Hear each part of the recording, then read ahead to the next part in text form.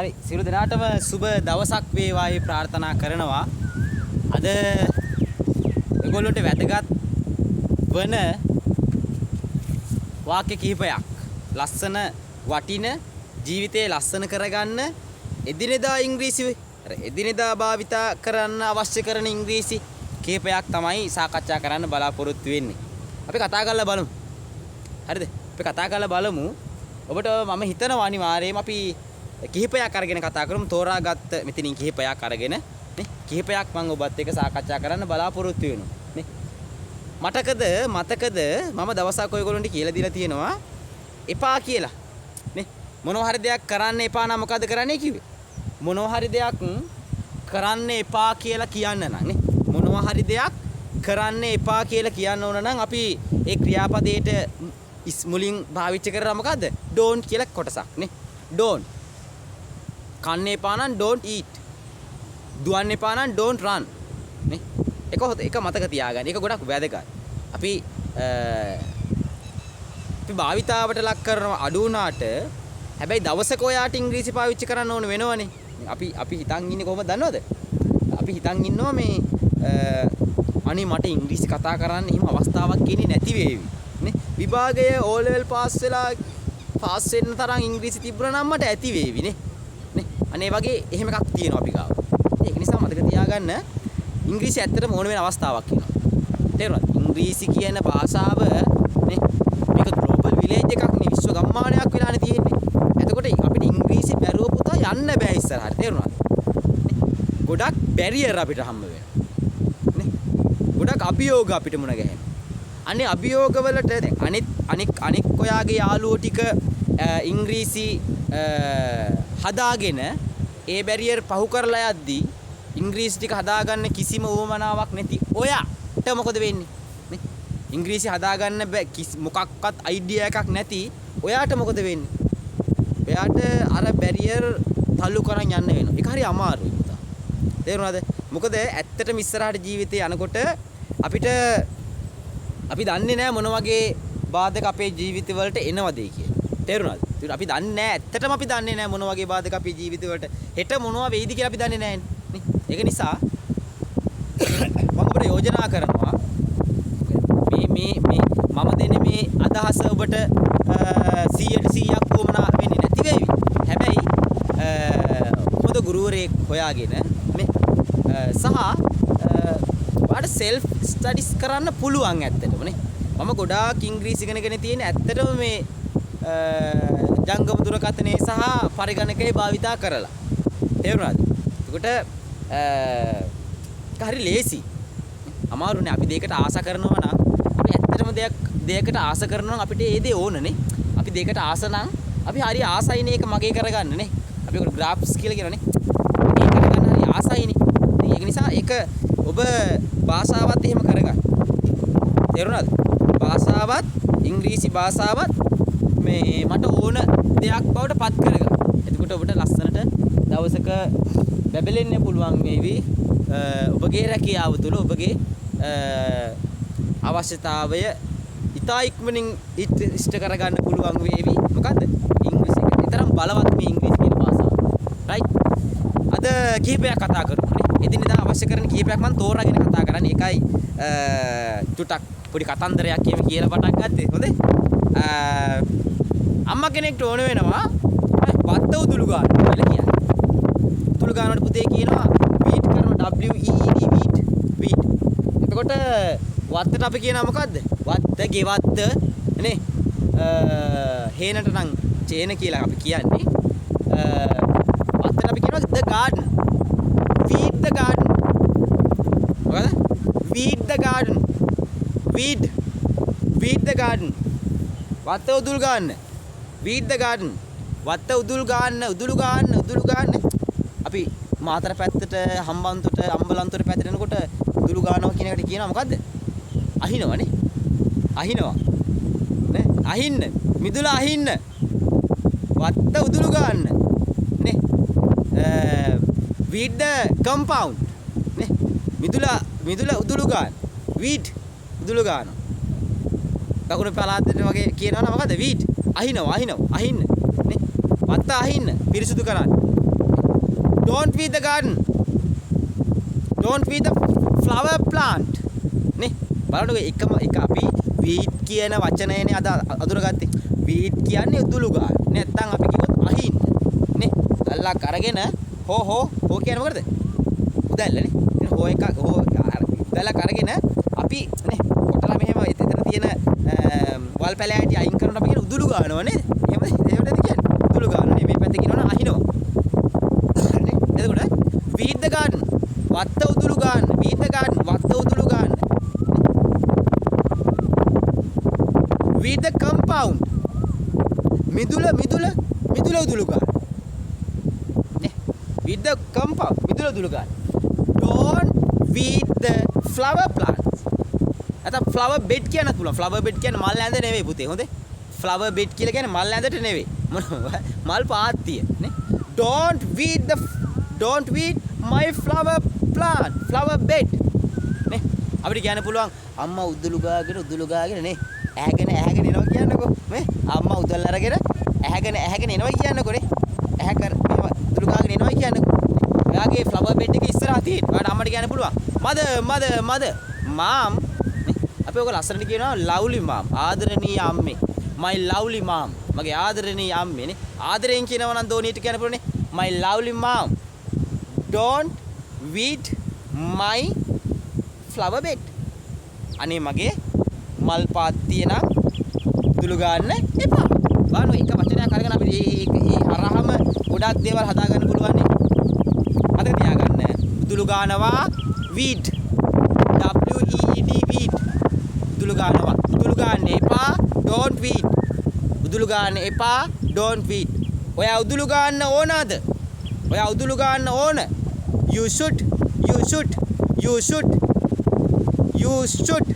ඔයා ඕන weed the garden ඔයා අද වත්ත උදුළු ගන්න ඕන weed the garden තේරුණානේ you should ඔයා ඕන you should weed ඔයා උදුළු ගන්න ඕන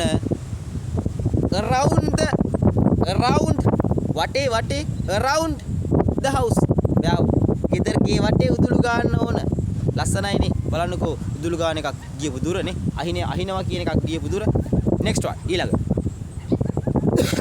ලස්සන එකක් බලමු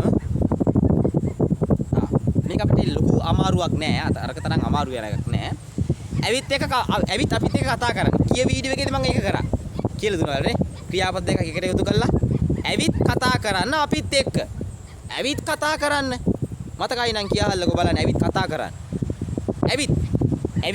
ඇවිත් කියන්නේ එන්න come කතා කරන්න speak එන්න come කතා කරන්න speak ඇවිත් කතා කරන්න මැදට දානවා මොකද්ද and come and speak මේක ලස්සනනේ come and speak අපිත් එක්ක with us come and speak with us come and speak with us come and speak with us come and talk with us එන්න අපිත් එක්ක කතා කරන්න come and speak with us නේ ඇවිල්ලා අපිත් එක්ක කතා කරන්න අපිට කියන්න ඕන ඇවිල්ලා අපිත් එක්ක කතා කරන්න එපා හරි ලේසියිනේ බබා ඇවිල්ලා අපිත් එක්ක කතා කරන්න එපා කොහොමද ඇවිල්ලා අපිත් එක්ක කතා කරන්න එපා කියලා කියන්නේ එන්න හැබැයි කතා කරන්න එපා ඒ එතනට දාන්න speak කියන තැනට දාන්න don't come and don't speak with us බලන්නකො ලසෝයිනේ come and එපානේ කතා කරන්න එපා speak කියන එකට මුලින් දාන්න මොකද don't come and don't speak with us ඇවිල්ලා අපිත් එක්ක කතා කරන්න එපා ඇවිල්ලා අපිත් එක්ක නටන්න ලෑස්ති වෙන්න එපා නේ ඇවිල්ලා අපිත් එක්ක නටන්න එපා come and don't dance අපි dance කියලාත් කියනවා don't dance with us අපිත් එක්ක ඇවිල්ලා නටන්න එපා ආන්නේ වගේනේ තව එකක් කතා කරගමුකෝ මේ වචන මතක තියාගන්න හොඳේ වචන මතක තියාගන්න come එනවා speak කතා කරනවා with කියන්නේ සමග කැටුව කියන එක වගේ නේ us කියන්නේ අපිට අපිව අපි යන තව එකක්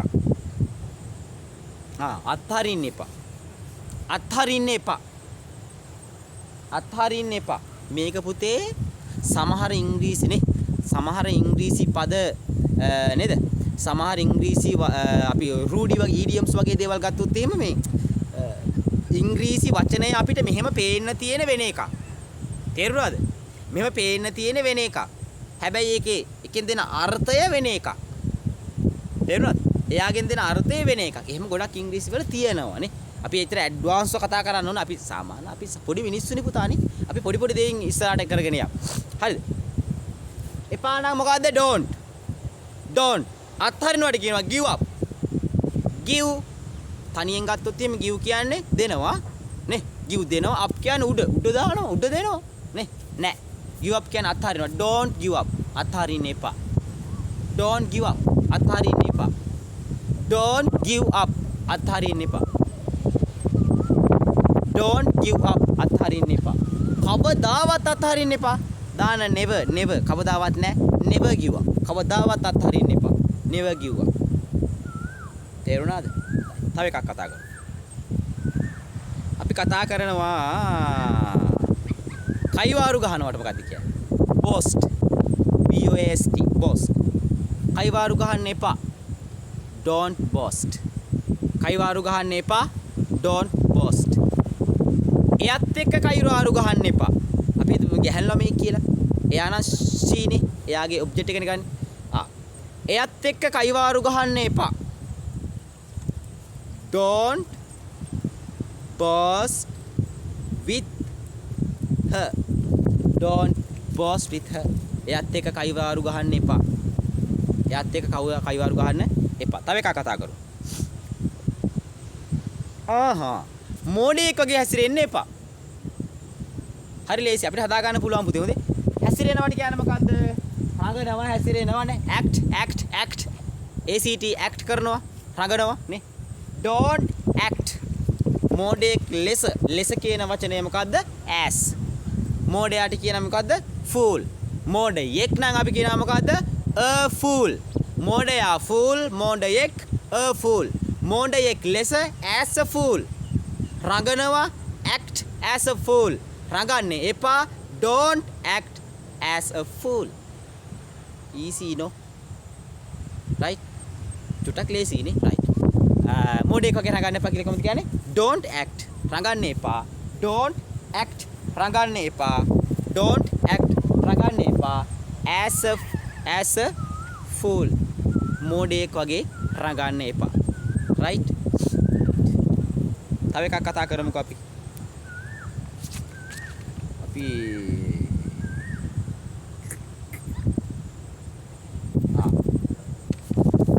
rude කියන නපුරු වෙනවා පුතේ. rude.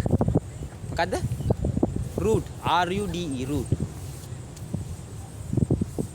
නපුරු වෙනවට කියලා කියන මොකක්ද දන්නවද? b කියන්නේ වෙනවනේ. b කියන්නේ වෙනව. don't be.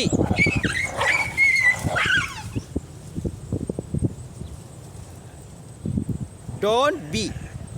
don't be. don't be. don't be. yeah. sorry. yeah. අන්න go. මොකද්ද? රණ්ඩු වෙන්න එපා. sorry රණ්ඩු වෙන්න එපා නෙවෙයි. නපුරු වෙන්න එපා. රණ්ඩු වෙන බල්ලෝ රණ්ඩු වෙනවනේ. right. නපුරු වෙන්න එපා rude. නපුරු වෙනවට rude. be rude. ඒ කියන්නේ නපුරු වෙන්න එපා. sorry. නපුරු වෙනවට කියන be rude. නපුරු වෙන්න එපා. don't එකක් දාන්න don't be rude. අපි ලස්සනට කතා කරමු.